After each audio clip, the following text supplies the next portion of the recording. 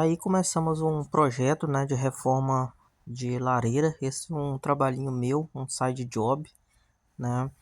É, a lareira já existente.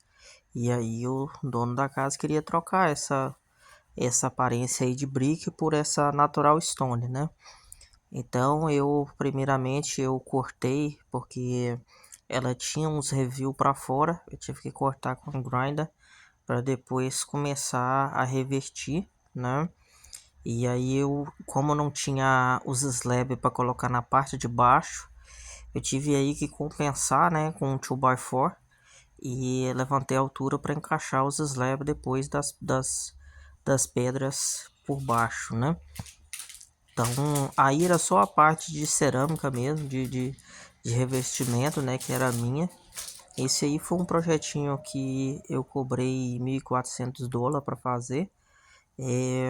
Demorou uns 3 dias, né? Para realizar ele. Então ele comprou os slabs de 12 por 24, né? Então eu fui aí cortando e colocando cada um, né? O grout só foi realizado aí nos slabs, né? Eu tive que deixar half inch de review, né? De espaço entre eles, porque era exatamente a conta e não queria fazer as 5 peças inteiras na frente.